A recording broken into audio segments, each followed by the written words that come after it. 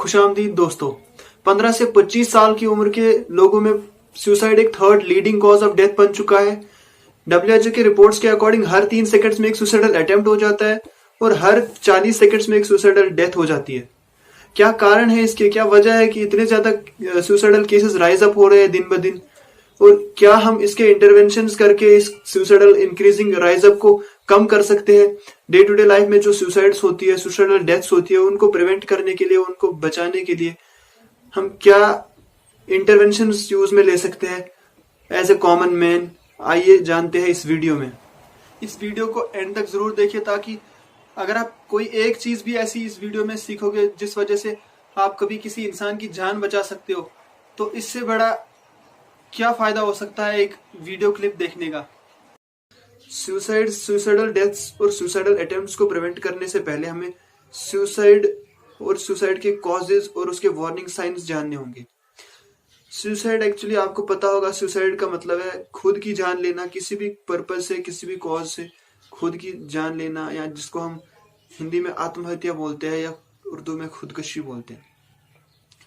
Suicide का मतलब तो अब हम जान चुके हैं। सुसाइड की किस वजह से होते हैं ये भी आप में से शायद हर एक को पता होगा कि फाइनेंशियल लॉस हो गई, फैमिली में कोई डेथ हो गई, या पेरेंटल डेथ हो गई, या बहुत सारे बच्चों में फेलियर ऑफ एग्जामिनेशन भी एक सुसाइडल आइडिएशन की तरफ ले जा सकता है, या फैमिली में वायलेंस हो गई इस बच्चे के खिलाफ, या हमेशा इस बच्चे को स्कॉल्ड किया गया तो बच्चा ज्यादा रिस्की बन जाता है सुसाइड्स के लिए। और बहुत सारे साइकोलॉजिस्ट का ये भी मानना है कि जो सुसाइडल रिस्क है वो ज्यादा उन बच्चों में भी पाया जाता है जो अकेले होते हैं, जिनका कोई सिबलिंग नहीं होता, जिनका कोई भाई बहन नहीं होता, जो वन चिल्ड्रन नॉर्म है। उस वजह से जो रिस्क है वो सुसाइडल केसेस की, सुसाइडल अटेम्प्ट्स की, वो बढ़ जाती है। कुछ लोगों के लिए ये जो डे टू डे लाइफ के स्ट्रेसेस है, जैसे जो मैंने अभी जिक्र किया, फैमिलियल डेथ या डिवोर्स या कोई भी ऐसी स्ट्रेसफुल कंडीशन आ गई अचानक से, ऐसे स्ट्रेसफुल कंडीशन को कोप करना बहुत मुश्किल होता है कुछ टीन्स के लिए या कुछ यूथ्स के लिए। तो इस वजह से बहुत सारे यूथ्स फिर इन अपने सुसाइड को एक सोल्यूशन समझ के सुसाइड अटेम्प्ट करते हैं, अपनी जान खो देते हैं। अब हमें वार्निंग साइंस पता होना चाहिए कि वार्निंग साइंस क्या है, किस तरह से हम पता लगा सकते हैं कि ये जो हमारा भाई है, ये जो हमारा फ्रेंड है, ये जो हमारा नेबर है, ये जो हमारा फैमिली मेंबर है, ये सुसाइड अटेम्प्ट की तरफ जा रहा है, ये सुसाइड कर सकता है, ये सुसाइड रिस्की है। तो उसके बाद में इन वार्निंग साइंस को समझने के बाद में ही हम उस इंसान को केयर कर सकते हैं, उसको नजर में रख सकते हैं और उसको सुसाइड करने से प्रिवेंट कर सकते हैं। तो क्या क्या वार्निंग साइंस देखने को मिल सकते हैं सुसाइड करने से पहले एक इंसान में। सबसे पहले उसमें चेंजेस आ सकती है स्लीपिंग बिहेवियर में, या चेंजेस आ सकती है ईटिंग बिहेवियर में। स्लीपिंग बिहेवियर में मतलब वो ज्यादा से ज्यादा सो सकता है, पूरे दिन पूरे रात सो सकता है, 2 दिन सो सकता है, 3 दिन सो सकता है लगातार। या ऐसी भी कंडीशन हो सकती है बहुत सारे केसेस में कि वो रात को भी जागता रहे, दिन तो जागता ही है बट रात को भी पूरे रात जागता रहेगा, नींद नहीं करेगा बिल्कुल भी। या ईटिंग चेंजेस आ सकती है, वो 2-3 दिन खाना ही नहीं खाएगा, ढंग से कभी खाना नहीं खाएगा, या ज्यादा एक्सेसिव खाना भी खा सकता है कभी कभार। ऐसे भी कंडीशंस देखे जाते हैं। और लॉस ऑफ इंटरेस्ट होता है डे टू डे एक्टिविटीज जो भी करते हैं हर एक इंसान, उन एक्टिविटीज में उनका इंटरेस्ट खत्म हो जाता है। और अगर उनको हम प्रेज करेंगे या रिवॉर्ड्स दे देंगे, उन रिवॉर्ड्स का, उन प्रेजेस का उनका कोई खास रेस्पॉन्स नहीं होगा, वो ज्यादा खुशी फील नहीं करेंगी। इसके साथ साथ जो फेवरेट थिंग्स होते हैं उनके, जैसे फेवरेट फूड्स हो, फेवरेट टीवी सीरियल्स हो, या कोई भी फेवरेट स्पोर्ट्स हो, ऐसे स्पोर्ट्स में भी वो गिव अप कर देते हैं। वो उनका कोई भी इंटरेक्शन नहीं रहता है इनके साथ, और फैमिली मेंबर्स और फ्रेंड्स के साथ भी उनका इंटरेक्शन खत्म हो जाता है। वो अपने आप को अलहदा करने की कोशिश करते हैं, अपने आप को आइसोलेट करने की कोशिश करते हैं बाकी सारे इंसानों से। और एक और सबसे इंपॉर्टेंट चीज देखी जाती है सुसाइडल अटेम्प्ट से पहले, जो लोगों में warnings as a warning signs देखा जा सकता है, एक बाइपोलर डिसऑर्डर, जो कि एक साइकेट्रिक कंडीशन है।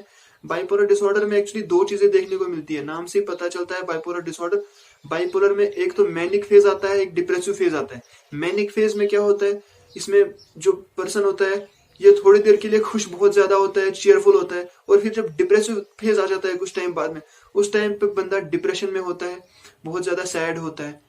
और ये अल्टरनेटिंग फेजेस मतलब टाइम टू टाइम चेंज होते हैं, 5 मिनट में, 10 मिनट में, आधे घंटे में, ये फेजेस देखने को मिल सकते हैं अगर हम किसी इंसान में, तो हम कह सकते हैं ये सुसाइडल आइडिएशन का है और ये सुसाइड कर सकता है। तो इसलिए उसको हम उस पे हम कीन रख सकते हैं, उसको नजर रख सकते हैं ताकि वो सुसाइड ना करे। यहाँ पर इन साइंस और इन वार्निंग साइंस को हमें ध्यान में रखना पड़ेगा ताकि हम आगे सुसाइड प्रिवेंट कर सके। और ये जब हमें ये वार्निंग साइंस का पता चल गया है तो इसके बाद में हमें प्रिवेंट कैसे कर सकते हैं। सुसाइड को सबसे पहले हमें as a cry for help तस्वुर करना है, ऐसे देखना है कि ये जो इंसान है जो सुसाइड कर रहा है ये एक मदद मांग रहा है हमसे, ये अपनी जान नहीं देना चाहता है बट ये हमसे मदद मांगना चाह रहा है। शायद ये किसी से मदद ऑलरेडी मांग चुका है और इसको मदद नहीं मिली है, तो इसलिए इसको परसीव करना है as a cry for help. दूसरा इंपॉर्टेंट ये चीज है कि अपने जो भी टीन्स हो, अपने बच्चे हो या अपने भाई बहन हो, जो भी हो, अगर हमें ऐसी आइडिएशन के लगे, ऐसे वार्निंग साइंस उनमें दिखने को मिले, तो हमें उनके साथ रहना है, उनके साथ टॉक करना है, उनके साथ बातें करनी है, उनको आइसोलेट नहीं रखना है, उनको बिल्कुल भी अगर वो चाहे भी आइसोलेट रहने की, उनको कोशिश करना है जितना ज्यादा से ज्यादा उनके साथ इंटरेक्शन बढ़ाना और उनके साथ रहना और उनको अटेंशन देना। और एक और चीज आती है, रिलैक्सिंग एक्सरसाइज प्रोवाइड कर सकते हैं। और जब भी हमें ऐसी आइडिएशन लगेगा तो सबसे इंपॉर्टेंट चीज ये भी रहती है हमें एक साइकेट्रिस्ट के पास उनको ले जाना है ताकि उनको एक काउंसलिंग मिल जाए और उसके साथ साथ उनको जो थेरेपीज प्रोवाइड करेंगे जैसे सीबीटी या कोई और कॉग्निटिव थेरेपीज प्रोवाइड कर सकते हैं और उन कॉग्निटिव थेरेपीज को अप्लाई करके आगे जाकर उस सुसाइडल आइडिएशन को हम कम कर सकते हैं। इसके साथ जो हेल्दी लाइफस्टाइल है ना, उस हेल्दी इस इंसान के, इस पेशेंट को एक हेल्दी लाइफस्टाइल के लिए एंकरेज करना है, अच्छा खाना खाने के लिए एंकरेज करना है, अच्छा एक्सरसाइज करने के लिए एंकरेज करना है और अच्छी स्लीप, पूरी रेगुलर स्लीप लेने के लिए, सोने के लिए उसको एंकरेज करना है। इसके साथ साथ जो भी ट्रीटमेंट प्लान दिया जाएगा उसमें हेल्प करना है उसकी। और मोस्ट ऑफन केसेस में हम देखते हैं साइकेट्रिस्ट जो है वो प्रोवाइड करते हैं एंटी डिप्रेसेंट्स इन पेशेंट्स में। एंटी डिप्रेसेंट्स एक अच्छे